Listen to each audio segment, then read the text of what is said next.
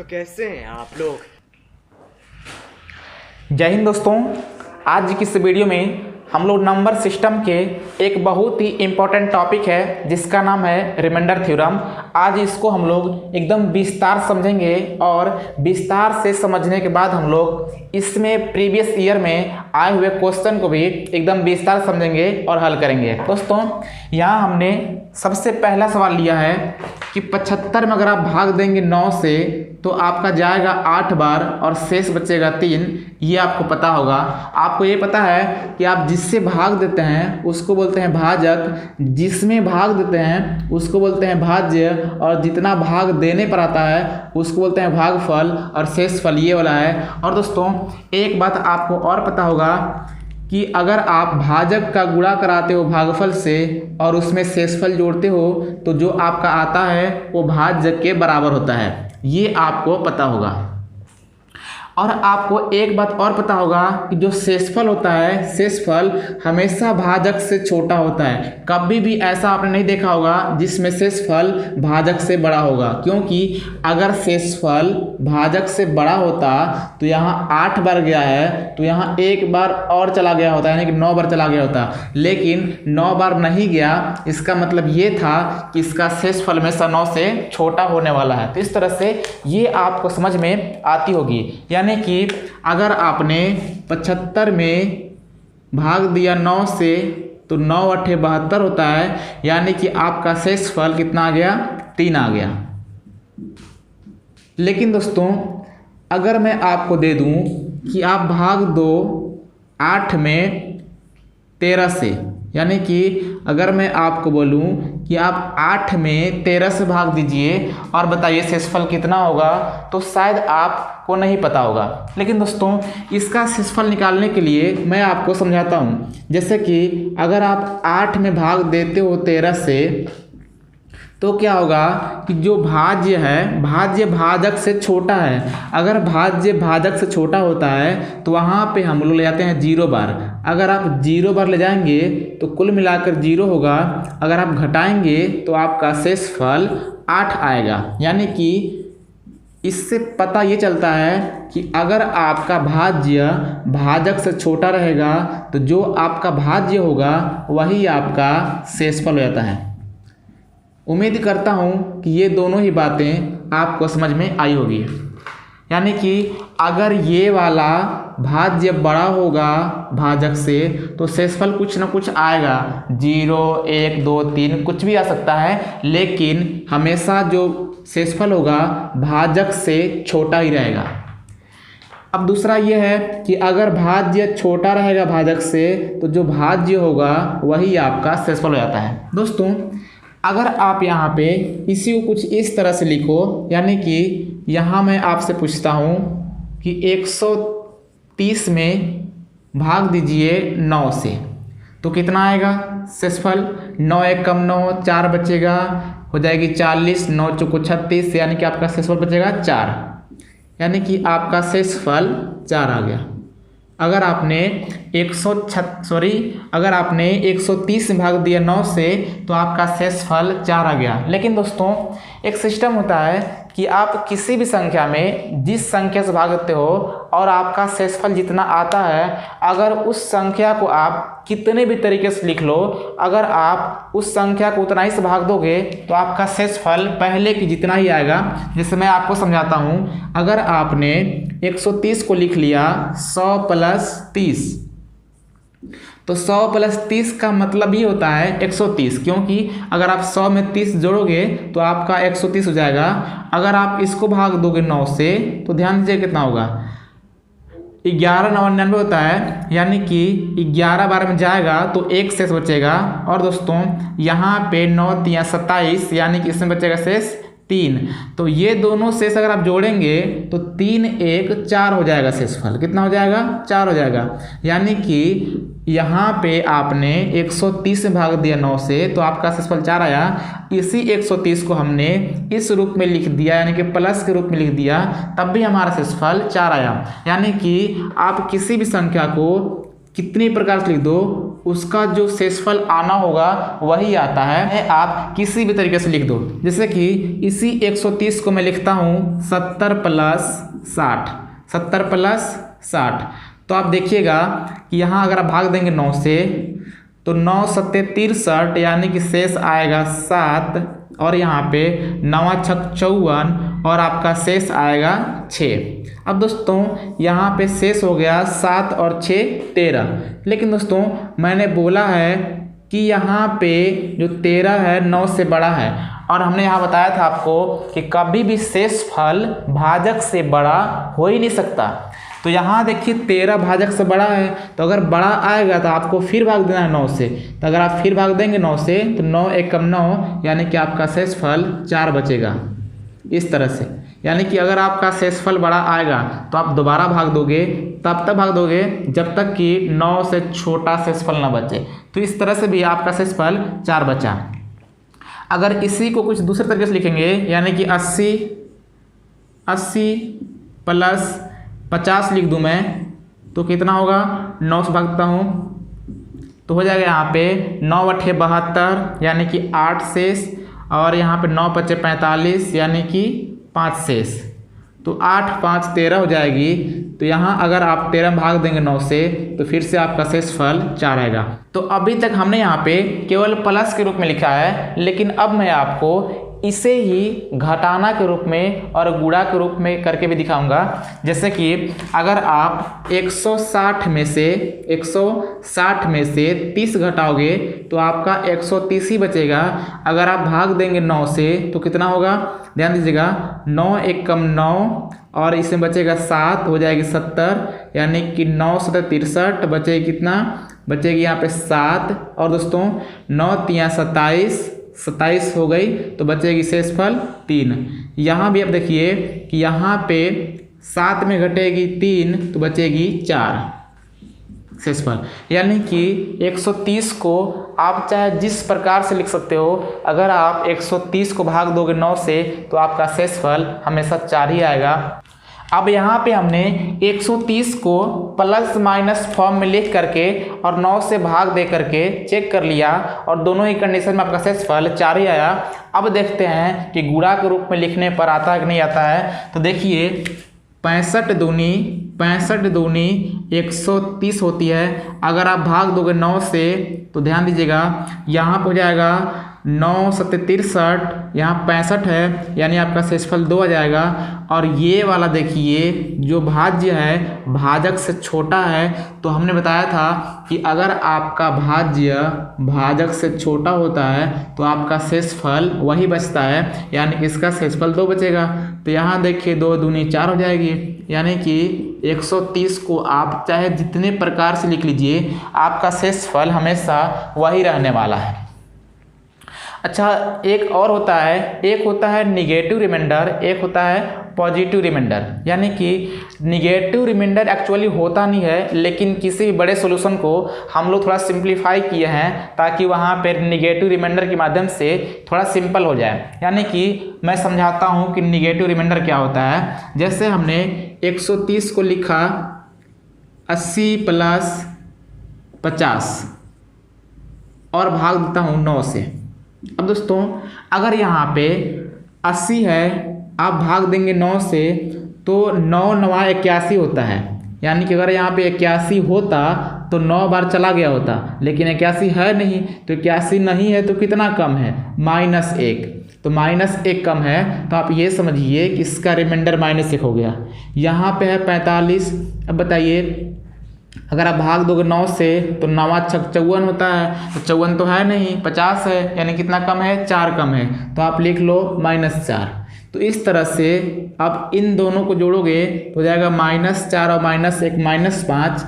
अब दोस्तों एक्चुअल में इसका रिमाइंडर -5 होता ही नहीं है, और आज तक किसी का भी रिमाइंडर -5 नहीं होता है, यानी कि निगेटिव नहीं होता है, हमेशा पॉजिटिव होता है। लेकिन इसको पॉजिटिव बनाने के लिए इस 9 को हम लोग जोड़ लेंगे, तो यहाँ 9 में घटेगा 5 तो बचेगा 4, यानी कि निगेटिव रिमाइंडर की विधि से भी हम लोग का जो शेषफल आया 4 ही आया। उम्मीद करता हूँ कि अब आप निगेटिव रिमाइंडर और पॉजिटिव रिमाइंडर बारे में समझ चुके हैं। चलिए एक ठो और देखते हैं। जिसे मैं एक काम करता हूँ, यहाँ लिखता हूँ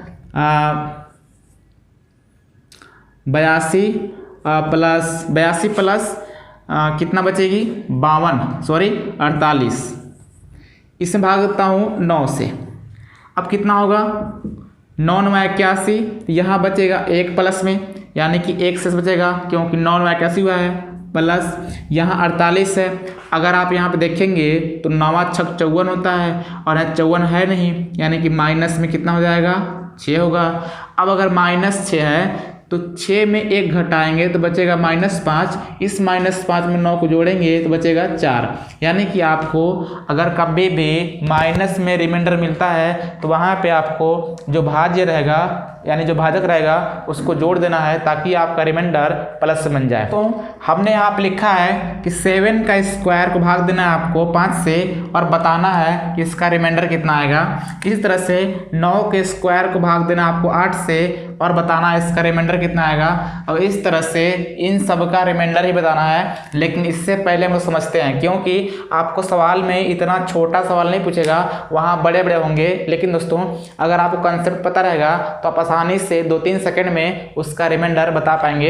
यानी कि यहाँ हमने लिखा है 7 का स्क्वायर भाग देना आपको 5 से, लेकिन दोस्तों आपको पता है कि 7 का स्क्वायर होता है 49। अगर आप 49 में भाग दोगे 5 से तो 5 9 45, यानी कि आपका शेषफल 4 बचेगा। लेकिन दोस्तों यहाँ पे हमने 7 का स्क्वायर करने के बाद भाग दिया है, तब चला है पता कि इसका रिमाइंडर 4 आएगा। लेकिन दोस्तों अगर सवाल बड़ा रहेगा तो क्या आप वहाँ पे गुणा करोगे? तो वहाँ पे आप गुणा नहीं कर सकते, क्योंकि अगर आप गुणा करोगे तो आपका टाइम बहुत अधिक लग जाएगा। सो फ्रेंड्स हम लोग सीखना है शॉर्टकट, यानी कि पूरा सीखना है कंसेप्ट क्या है। अगर आप यहाँ पे 7 का स्क्वायर देखते हैं तो काम कीजिएगा कि 7 में केवल भाग दीजिएगा 5 से, तो रिमाइंडर कितना आएगा 2 आएगा। अगर रिमाइंडर 2 आ गया और 2 घात में 2 है तो इसका मतलब हो गया कि 2 घात 2 करेंगे तो इसका रिमाइंडर 4 आ जाएगा। इस तरह से यानी कि आपको केवल इसमें भाग देना है, जितना शेषफल आएगा उसी शेषफल का घात में जो रहेगा उसको कर दीजिएगा। लेकिन दोस्तों अगर सवाल कुछ इस तरह का होता, यानी कि 7 की घात में 3 होता और भाग देना होता 5 से, तो क्या करते आप भाग देंगे 7 में 5 से तो आपका रिमाइंडर 2 आएगा और 2 की घात में आप 3 करोगे तो इसका मतलब 8 होता है। अब दोस्तों जो 8 होगा 8 तो इसका रिमाइंडर हो नहीं सकता। क्यों? क्योंकि इसका जो भाजक है भाजक 5 है और हमने बोला है कभी भी शेषफल भाजक से बड़ा नहीं हो सकता। तो इस कंडीशन में आप फिर भाग दोगे 5 से और यहाँ पे आपका रिमाइंडर हो जाएगा 3, यानी कि 5 एकम 5, 3 बचेगी तो आपकी रिमाइंडर हो जाएगी 3। यानी कि आपको तब तक ऐसा करना है जब तक रिमाइंडर भाजक से छोटा ना हो जाए। तो इस तरह से इसे सब समझ गए होंगे। अब देखते हैं यहाँ पे, यानी कि अगर 9 का स्क्वायर रहेगा और अगर आपको भाग देना होगा 8 से तो उसका रिमाइंडर कितना आएगा। आप भाग देंगे 9 में 8 से तो आएगा 1 रिमाइंडर, और 1 के स्क्वायर करेंगे तो 1 के स्क्वायर भी 1 ही होता है। लेकिन दोस्तों अगर मैं बोलूँ कि आपको भाग देना है 12 में 5 से और इसके घात में 5 है तो इसका रिमाइंडर कितना होगा। तो काम करेंगे आप कि 12 में भाग देंगे 5 से तो 5 दूनी 10 होती है, यानी आपका रिमाइंडर 2 आएगा और 2 की घात में 5 का मतलब होता है 32। तो यहाँ पे जो रिमाइंडर आ गया 32 आ गया, लेकिन एक्चुअल में रिमाइंडर 32 तो होगा नहीं, क्योंकि इसका भाजक 5 है, 5 से छोटा होना चाहिए। तो फिर आप भाग देंगे 5 से तो कितना हो जाएगा 5 छक्का 30, यानी कि आपका रिमाइंडर 2 आ जाएगा। तो इस तरह से ये था कुछ बेसिक कंसेप्ट। अब देखते हैं कुछ इस तरह के सवालों को, यानी कि इसका कहने का मतलब है कि अगर आप 125 में भाग दोगे 25 से तो इसका रिमाइंडर 0 आएगा। कितना आएगा 0 आएगा, क्योंकि भाई 25 से पूरा कट जाएगा तो इसका रिमाइंडर कितना आएगा 0 आएगा। लेकिन दोस्तों अगर आप इसी 125 को भाग देते हो 5 से तब भी ये पूरा कट जाएगा और इसका रिमाइंडर कितना आएगा 0 आएगा। तो हमारा कहने का मतलब ये है कि अगर आप किसी भी संख्या में भाग देते हो, चाहे जिस संख्या से भी दे लो, लेकिन वो जो संख्या होगा ये संख्या जो पहले से भाग देने पर रिमाइंडर 0 आएगा, अगर आप इसी के फैक्टर से, फैक्टर मतलब अगर आप इसी भाजक के गुणनखंड से भाग दोगे तब भी आपका रिमाइंडर 0 ही आएगा। जैसे मान लीजिए ये जो 5 था, 5 इस 25 का एक गुणनखंड है, तो जिस प्रकार से 125 को 25 से भाग देने पर शेषफल 0 आया, उसी तरह से अगर आप 125 को 5 से भाग दोगे तब भी आपका शेषफल 0 आएगा, यानी पूरा पूरा कट जाएगा। एक और हमने लिया है यहाँ पे कि 105 को अगर आप भाग दोगे 35 से तो इसका रिमाइंडर 0 आएगा, क्योंकि 35 तियाँ 105 होती है तो पूरी पूरी कट जाएगी, तो इसका शेषफल 0 हो जाएगा। लेकिन दोस्तों अगर आप इसी 105 को भाग दोगे 7 से तब भी इसका रिमाइंडर कितना आएगा, 0 आएगा। और इसी 105 को भाग दोगे 5 से तब भी रिमाइंडर आपका 0 आएगा, क्योंकि आप यहाँ पे देख पा रहे हैं कि जो 35 है, 35 का ही फैक्टर होता है 7 और 5, क्योंकि 5 सते 35 होता है। तो जो संख्या 35 से कटेगा वो संख्या 5 और 7 से भी कटेगा। तो इस तरह से उम्मीद करता हूँ कि आपको इतना समझ में आ गई होगी। अब दोस्तों हमने यहाँ पे 5 प्रश्न लिया है जो कि आपके एग्जाम में पहले आ चुके हैं। अब दोस्तों इन सभी सवालों को आप बिल्कुल ध्यान से देखिएगा ताकि आप इस तरह के सवालों को मिस्टेक ना करें और आसानी से हल कर पाएँ। देखते हैं पहले सवाल को। लिखा है 5 घात में 71, 5 घात में 72, 5 घात में 73, 74, 75। बोला है निम्न में से किससे विभाज्य है, यानी कि ये जो इतना बड़ा संख्या है इस सब को हल करके जो संख्या आएगा बड़ा सा, वो वाला संख्या इन सब में से किससे विभाजित होगा, ये आपसे पूछा है। तो सबसे पहले हम लोग इसको सिंपल तरह से हल करने सीखेंगे। 5 घात 71, 72, 73, 74 और ये वाला 75।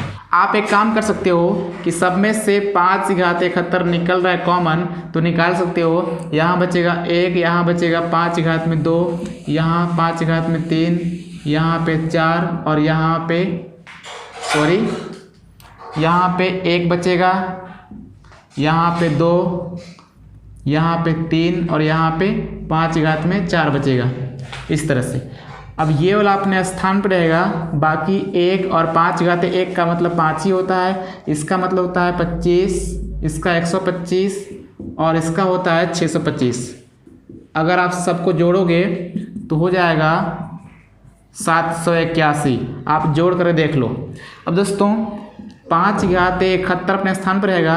अगर आप 781 का फैक्टर करोगे तो आपका हो जाएगा 71 गुणा 11, यानी कि आप ये कह सकते हो कि ये जो पूरा संख्या होगा ये वाला या तो 71 से या तो 11 से या तो 5 से, इन तीनों संख्याओं से कट जाएगी। क्योंकि अभी मैंने आपको समझाया था कि अगर किसी भी संख्या में उस संख्या के फैक्टर से अगर आप यानी कि उस संख्या गुणनखंड से अगर आप उसे भाग देंगे तो वो वाला संख्या पूरा पूरा कट जाएगा। यानी कि इस शेषफल में 5 और 11 आपको कहीं भी देखने को नहीं मिल रहे हैं, 71 मिल रहे हैं, यानी कि ये वाला संख्या 71 से पूरा पूरा कट जाएगा। अब देखते हैं सवाल नंबर दूसरा, जो कि लिखा है यदि संख्या P 2 से विभाज्य है तथा Q 3 से विभाज्य है तो निम्न में से कौन सा कथन सत्य है। दोस्तों इसको देखने से पहले मैं आपको कुछ समझाता हूँ। जैसे मान लीजिए जो 8 है 2 से विभाज्य और 9 है 3 से विभाज्य। अब दोस्तों जो 8 है ये वाला 2 से पूरा पूरा कटता है और जो 9 है 3 से पूरा पूरा कटता है। लेकिन अगर आप इन दोनों का गुणा करा दो तो कितना आएगा 9 8 72। और अगर आप इन दोनों का भी गुणा करा दो तो हो जाएगा 2 3 6। तो अगर आप 6 से काटोगे तो 12 6 72 होता है। यानी कि कुल मिला के बात ये आ रहा है कि अगर आप भाज्य का गुणा कराते हो और भाजक का भी गुणा कराते हो तो आपका तबे पूरा पूरा कट जाएगा। कहने का मतलब अगर मैं इसको P मान लूँ और इसको Q मान लूँ तो जो P गुणा Q होगा ये वाला इन दोनों भाजकों के गुणनफल से भी विभाजित हो जाएगा। जिस तरह से यहाँ पे 8 9 72 हो गया और यहाँ पे 2 3 6 से भाग देने पर भी कट गया। तो यानी कि आप ये समझिएगा कि जो P गुणा Q होगा ये वाला 2 गुणा 3 से भी विभाजित हो जाएगा। तो यहाँ पे सवाल है कि जो P है P 2 से कटता है और Q 3 से कटता है। तो यहाँ पे कथन दिया हुआ है कि P गुणा Q 6 से विभाज्य है। तो ये बिल्कुल सही कह रहा है, क्योंकि मैंने आपको समझाया कि अगर आप P गुणा Q करोगे तो 3 दूना 6 से वो वाला पूरा पूरा कट जाएगा। अब देखिए ये वाला सही है, बाकी सब विकल्प को भी देख लेते हैं। यहाँ लिखा है कि P गुणा Q 5 से विभाज्य होगा। तो ये वाला देखिए, अगर ये वाला 8 और 9 का गुणा करेंगे, अगर इसको आप 5 से भाग देंगे तो 72 5 से तो कटता नहीं है, यानी कि ये वाला बिल्कुल असत्य है। हमेशा तब भी कटेगा जब आप ऊपर वाला गुणा करेंगे तो आपको भाजक का भी गुणा करना पड़ेगा, उसी से कटेगा। यानी कि भाज्य का गुणनफल भाजक के गुणनफल से कट जाएगा इस तरह से।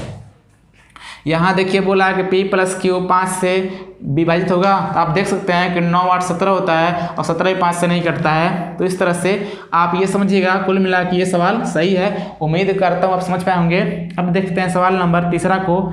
यहाँ हमने लिया है कि 86 75 123 को एक निश्चित संख्या से भाग देने पर भागफल इतना आता है और शेषफल इतना आता है, तो भाजक ज्ञात कीजिए। आपको पता है कि भाजक बराबर होता है। अब यहाँ पे आपको भाज्य दे रखा है, क्योंकि बोला है कि इसमें किसी निश्चित संख्या से भाग देने पर, यानी कि इसमें भाग दिया जाएगा, तो जिसमें भाग दिया जाता है उसको बोलते हैं भाज्य। यानी कि 86 75 123 86 75 123 ये अपने स्थान पे भाजक हम लोग को पता ही नहीं है, यही वाला पूछा है। और भागफल दे रखा है 33 611 और प्लस में शेषफल दे रखा है 34 85। अब आप क्या करो कि ये वाला प्लस है, अगर आप इसको इधर लाओगे तो इसमें से घट जाएगा। अगर आप इसमें घटाओगे तो कितना बचेगा, 13 में घटेगा 5 तो बचेगा 8, और यहाँ 11 में घटेगा 8 तो बचेगी 3, और 10 में घटेगी 4 तो बचेगी 6, और 6 में घटेगी 3 तो 3 6 8। इस तरह इतना बचेगा। दोस्तों कहीं कैलकुलेशन मिस्टेक हो सकता है, आप बात को पूरी तरह समझिएगा। गुणा 33 611। अब दोस्तों अब आप इसमें भाग देंगे इससे, यानी कि 33 611 से, तो जो आपका आएगा वही आपका भाजक हो जाएगा। लेकिन दोस्तों अब आप कहेंगे कि इतना बड़ा संख्या में इतना संख्या से भाग देने पर बहुत समय लगेगा, तो इसको आप और शॉर्ट तरीके से कैसे कर सकते हैं। तो यहाँ पे हम लोग सहारा लेंगे विकल्प का। अब देखिए जो भी यहाँ विकल्प होंगे ना, तो वो वाला विकल्प ना इसका गुणनफल होगा। यानी कि इस विकल्प में से अगर आप किसी से गुणा करोगे इसमें, तो गुणा करने पर अगर ये वाला इतना आ जाएगा तब भी तो आपका आंसर उतना ही होगा। तो एक काम करेंगे कि अगर आप देखेंगे तो 6 का गुणा करेंगे 1 में, तो 6 कम 6 होगा, जो कि इकाई का अंक 6 आ जाएगा। तो यहाँ इकाई का अंक तो 8 है, 6 तो है नहीं, तो कहने का मतलब ये वाला तो ऐसा ही कैंसिल हो गया। अब देखते हैं इसका, अगर इसका गुणा कराएंगे 1 में तो इकाई का अंक हो जाएगा 8। अब दहाई का अंक देखते हैं, अगर आप 4 से गुणा कराओगे 1 में तो 4 एकम 4, यानी इकाई का अंक 8 और दहाई का अंक 4 आएगा। तो इकाई का अंक 8 में 3 है, 4 तो है नहीं, यानी कि ये वाला भी कैंसिल हो गया। अब इसमें चेक करते हैं, तो 8 एकम 8 और 5 से करेंगे तो 5 एकम 5, यानी कि 8 5 आ गया। तो इस तरह से ये दोनों ही कैंसिल हो गए। अब बच गया ये वाला, तो ये वाला बिल्कुल सही हो गया। अब लेकिन देख लीजिए चेक करके, अगर आप 8 से गुणा करोगे 1 में तो 8 एकम 8 आएगा। अगर 3 से गुणा करोगे 1 में तो 3 एकम 3 आएगा, यानी कि इकाई और दहाई दोनों अंक मिल गए। तो यही वाला आंसर लग रहा है और यही वाला होगा। तो सो फ्रेंड्स, इतनी लंबी भाग करने से अच्छा है कि आप ऐसे विकल्प से भी चेक कर सकते हो। अब देखते हैं सवाल नंबर 4, जो कि ये वाला भी मोस्ट इंपॉर्टेंट है। बोला है कि यदि किसी संख्या x को, x कोई संख्या है, जिस तरह से यहाँ संख्या है तो यहाँ संख्या बताया नहीं है। बोला है कि x को किसी विभाजक से विभाजित किया जाता है तो विभाजक भागफल का 4 गुना और शेषफल का 2 गुना होता है।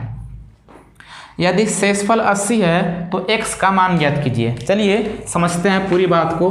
बोला है किसी संख्या में, यानी संख्या x है, अगर इस संख्या में आप किसी निश्चित संख्या से भाग देते हो, यानी कि ये जो भाजक है अगर आप इससे भाग देते हो और यहाँ भागफल होता है, नीचे होता है शेषफल, और शेषफल यहाँ दे रखा है 80, यानी कि शेषफल के स्थान पे 80 रखते हैं। अब दोस्तों बोला है कि जो भाजक है, भाजक भागफल का 4 गुना है, यानी कि जितना आपका भागफल होगा उसी का 4 गुना भाजक होगा। अब लेकिन एक बात और है कि बोला है कि शेषफल का 2 गुना है, यानी कि पूरी बात समझते हैं। बोला है कि विभाजक भागफल का 4 गुना है तथा शेषफल का 2 गुना है, यानी कि शेषफल का 2 गुना कितना हो जाएगा 160। यानी कि अब बताइए ये वाला भागफल का 4 गुना है, यानी कि इसके 4 गुना है 160, इसके 4 गुना ये वाला है और इसके 2 गुना है। अब बताइए अगर इसके 4 गुना ये वाला है तो कहने का मतलब ये वाला 40 होगा, यानी कि आप 4 से भाग दोगे तो 40 आएगा। तो इस तरह से अब देखिए ये वाला 40 होगा तभी तो इसका 4 गुना 60 होगा इस तरह से, और ये वाला 80 है तो इसका 2 गुना 60 होगा। तो इस तरह से हम सबको पता हो गया। अगर आप x का मान निकालेंगे, यानी कि आपसे भाज्य पूछा है, तो भाज्य बराबर होता है भाजक गुणा भागफल प्लस शेषफल, यानी कि 16 चौको 64, सॉरी 80 है शेषफल, 16 चौको 64 प्लस 80, अगर आप जोड़ोगे तो 64 80 हो जाएगी। तो ये आपकी आंसर हो जाएगी। हालांकि आपको इतना टाइम नहीं लगेंगे, अगर आप समझ जाओगे तो बिल्कुल ही आसान तरीक़ों से कर पाओगे, क्योंकि अभी आप नए हो। जैसे जैसे आप आगे पढ़ोगे आपका एक्सपीरियंस बढ़ता जाएगा और आप उतना ही फास्ट कैलकुलेशन कर पाओगे। सो फ्रेंड्स, उम्मीद करता हूं कि अभी तक आपको सभी के सभी सवाल समझ में आए होंगे।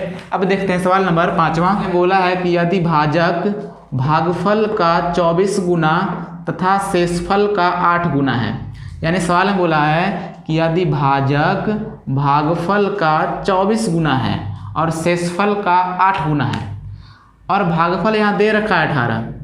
बात समझिएगा, भागफल 18 है और बोला है कि भाई जो भाजक है भागफल का 24 गुना है, यानी कि 18 में आप 24 से गुणा करोगे जितना आएगा वही आपका भाजक होगा। और बोला है कि शेषफल का 8 गुना है। अब बताइए ये वाला शेषफल का 8 गुना है, यानी कि अगर इसमें 8 से भाग देंगे तो जितना आएगा वही आपका शेषफल होगा। तो 8 तरीके 24, यानी 18 तिया 54, यानी कि आपका शेषफल 54 हो जाएगा। अब बताइए आपको भाजक भागफल और शेषफल सब पता हो गया, तो क्या आप भाज्य नहीं निकाल सकते हैं? निकाल सकते हैं। कैसे निकालते हैं? भाज्य बराबर भाजक गुणा भागफल प्लस शेषफल। तो इसको आप हल करके इसका आंसर इस वीडियो के कमेंट बॉक्स में कमेंट कीजिएगा, मैं उसका रिप्लाई करूंगा। सो फ्रेंड्स, उम्मीद करता हूं कि आपको पूरी वीडियो एकदम आसान तरह से समझ में आई है। अगर समझ आई हो तो इस वीडियो को प्लीज़ लाइक करके चैनल को सब्सक्राइब कीजिए। मिलते हैं किसी और वीडियो में, तब तक नमस्कार, जय हिंद।